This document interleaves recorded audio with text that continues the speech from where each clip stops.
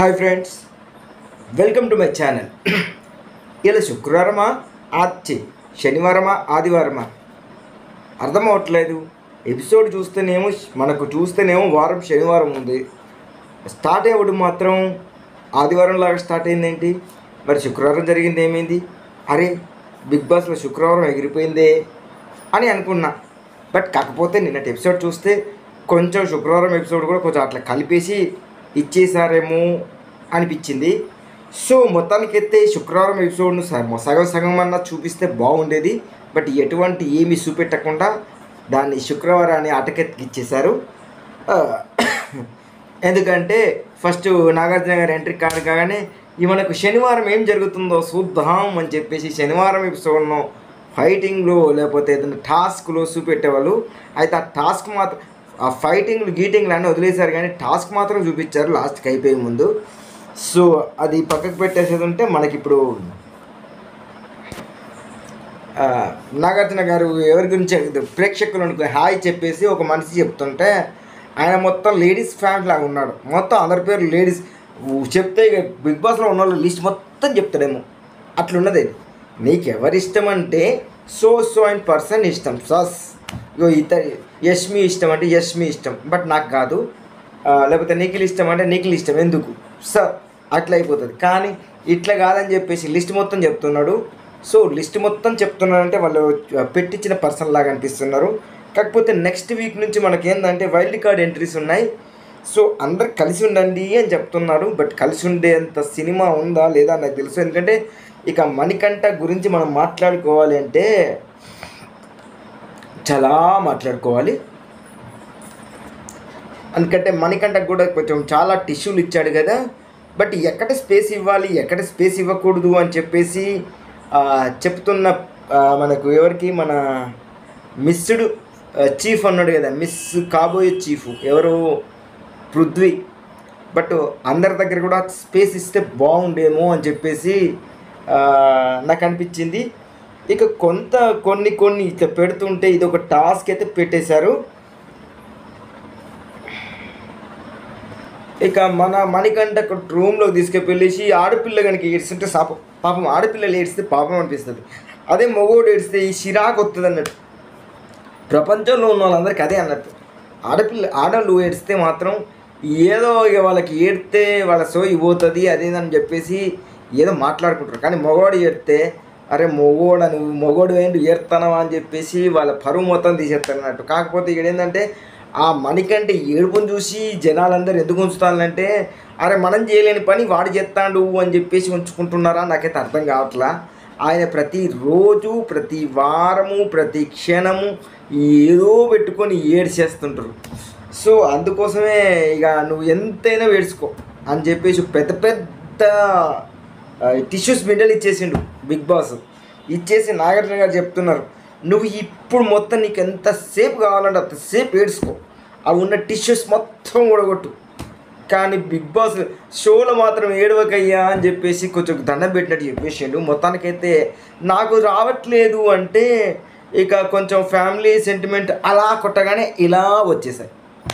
So ఫ్యామిలీని miss అవుతున్నాడు పిల్లగాడు. కాకపోతే ఎప్పుడు కానీ స్టెబిలిటీ లేకపోతే అది వేస్ట్ అయిపోతుంది మగవాడికి. సో అది మాత్రం తెలుసుకోవాలి. అంటే ఒక అంటే ఎంత స్టాండర్డ్గా ఉంటే అంత స్టాండర్డ్గా బయటకు వస్తాడు అని చెప్పేసి. ఎందుకంటే ఆడపిల్లలు ఏడ్చినట్టు ఏడిస్తే మగవాడికి వాల్యూ ఉండదు బాసు. అయితే ఫ్యామిలీ విషయం ఏంటంటే ఫుడ్ మాత్రం రాహుల్ దగ్గర నుంచి వచ్చింది మెసేజ్ మాత్రం. అంటే ఫుడ్డు తన భార్య పంపించిన ఫుడ్ అని చెప్పేసి బిగ్ బాస్ పంపించండు కదా. సో ఆ ఫుడ్ అనేది రాహుల్ అట, ఆయన ఫ్రెండ్ ఎవరో ఉన్నట్టున్నది, Rahul పంపించాడట.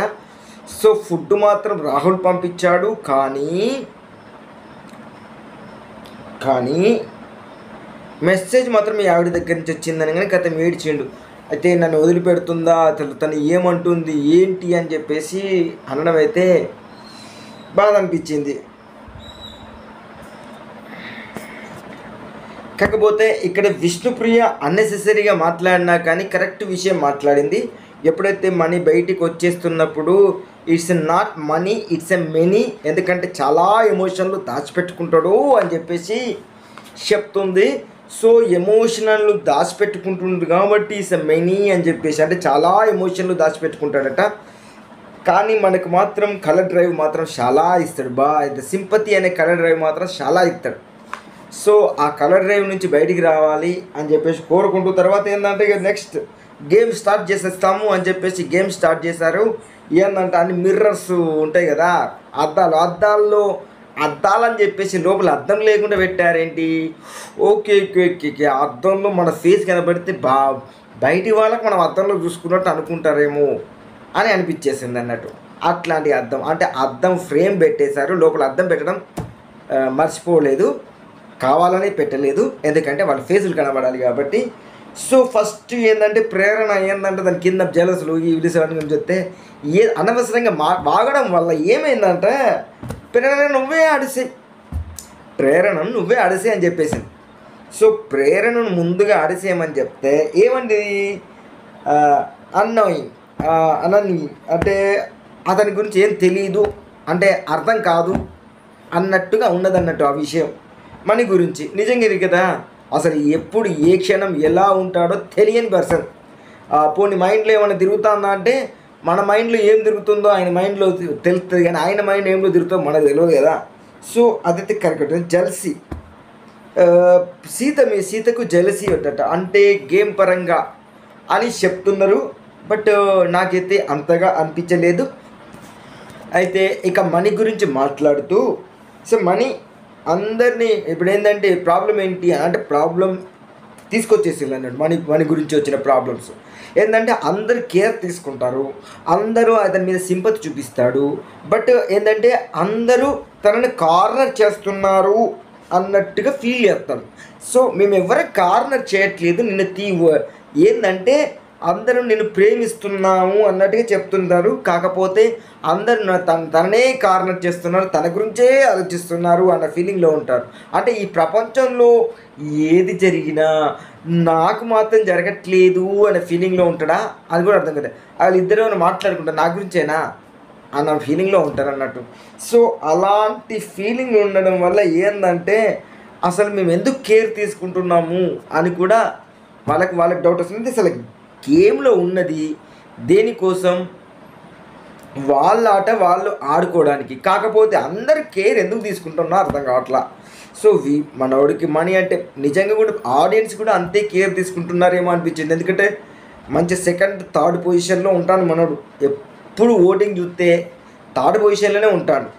So second position, first పొజిషన్లో రావట్లేదు, కానీ అంతేగా ఎందుకు చూస్తున్నారో అర్థం అవ్వట్లేదు. నెక్స్ట్ విష్ణును, ఇంకా మణికంఠ గురించి చాలా చెప్పింది కానీ పోతుంటే మనకు తెలిసిపోతుంది. ఇక విష్ణు సెల్ఫిష్, చేపలు అమ్మే అమ్మాయి కాదు. ఎందుకంటే మన ఇంతగా మాట్లాడుకున్నాం కదా ఎప్పుడు ఎట్లా ఉంటాడో అని చెప్పేసి, అదే కదా. ఇక మణికంఠ గురించి ఎంత తక్కువ చెప్పుకుంటే అది బెటర్ ఏమో అనిపించేసింది. ఎందుకంటే సేమ్ రిపీట్ అయిపోయింది, ఎప్పుడు ఎట్లా ఉంటాడు ఏమో ఉంటాడో తెలియదు అని చెప్పేసి అదే చెప్పేసింది. తర్వాత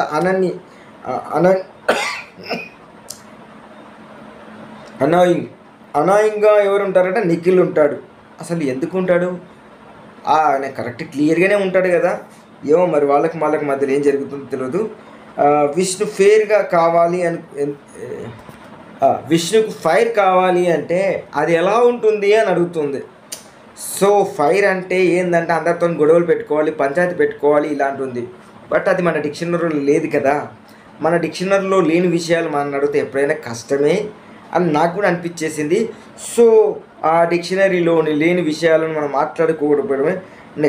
నెక్స్ట్ నబిల్, విష్ణు ఏంటంటే అన్నాయింగ్ ఇలాగా ఉంటుంది అని చెప్పేసి, ఎందుకంటే అసలు ఎందుకు ఎప్పుడు ఎట్లా మాట్లాడుతావో తెలియదు కాబట్టి అది చెప్తుంది. జెలస్ యామిని, యష్మి ఎందుకంటే తను గెలిచినాక అర్ధ గంటకు నాకు చెప్తుంది ఎమోషనల్గా ఫీల్ అయిపోయింది, ఏడిచింది అని చెప్పేసి, అంటే జెలస్గా ఫీల్ అయిపోయిందని.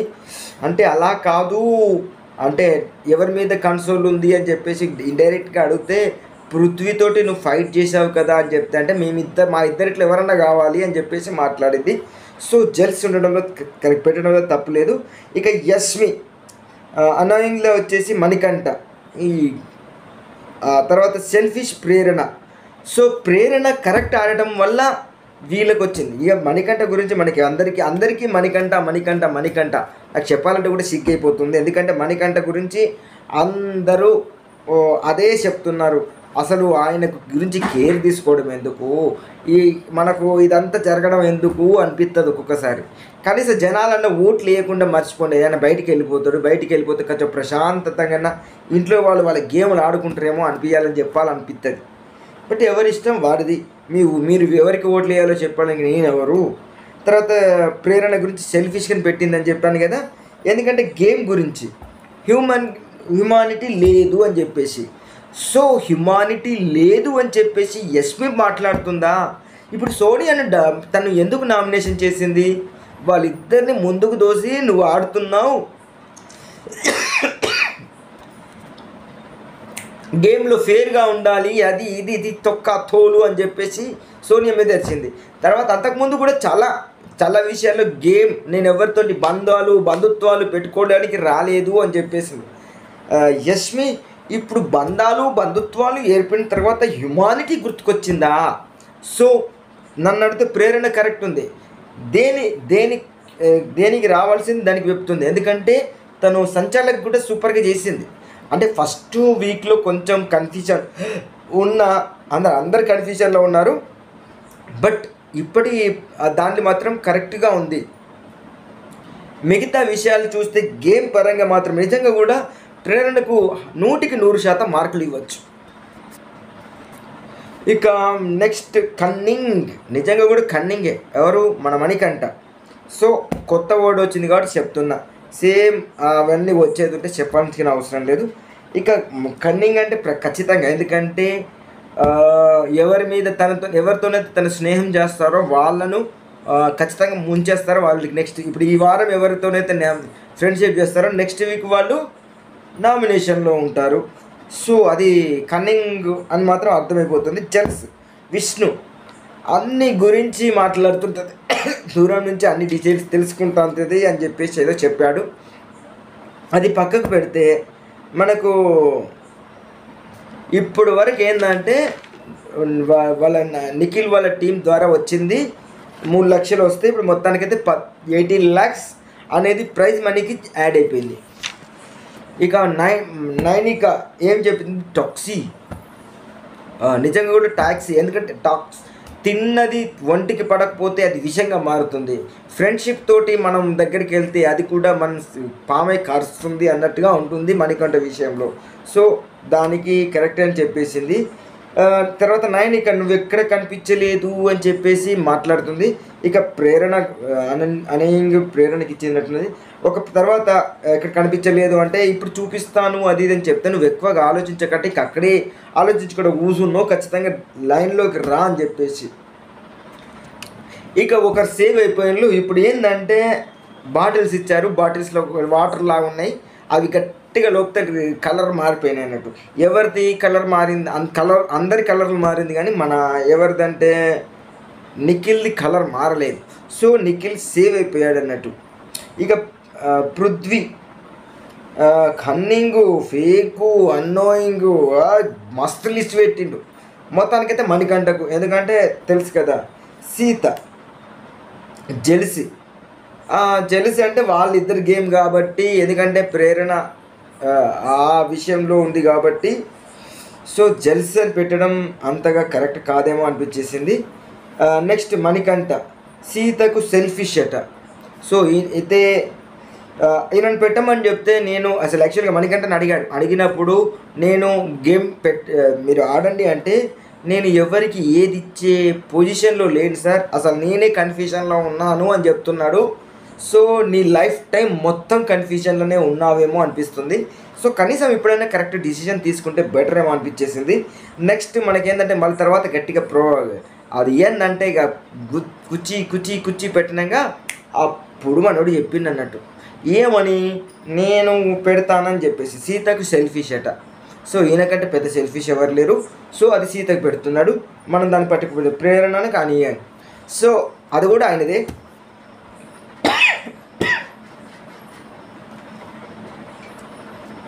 తర్వాత సీతను అడిగిండు క్వశ్చన్, నాకు అదే అనిపించింది.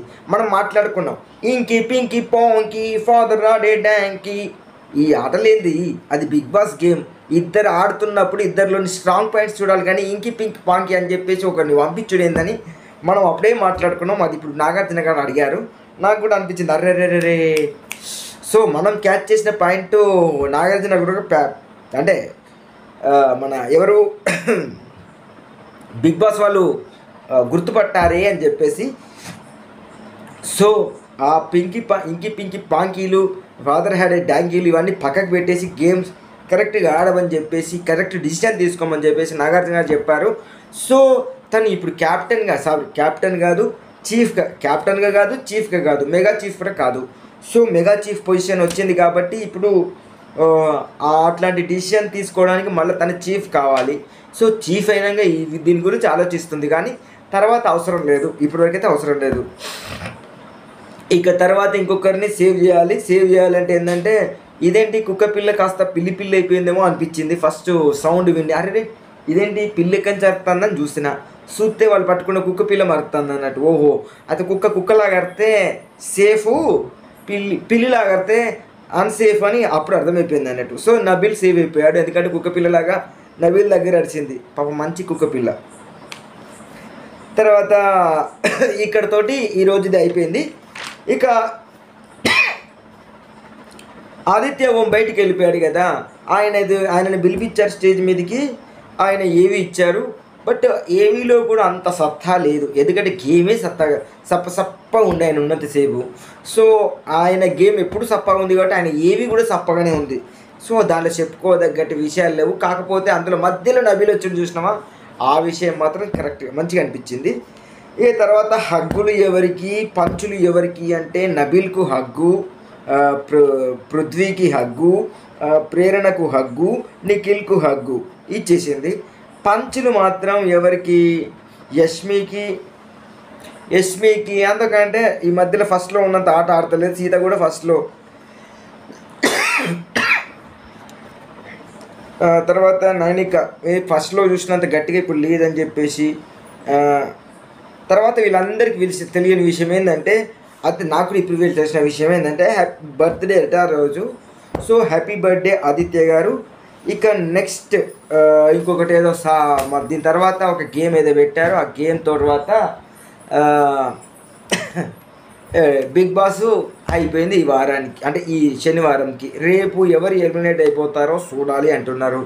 సో ఏం జరుగుతుందో ఏం చేస్తామో చూద్దాం. ఇది నా రివ్యూ కనుక నచ్చినట్లయితే లైక్ చేయండి, నా రివ్యూస్ని అందరికీ అందరిలాగా షేర్ చేయండి, మా ఛానల్ను ఖచ్చితంగా సబ్స్క్రైబ్ చేసుకోండి. Thank you.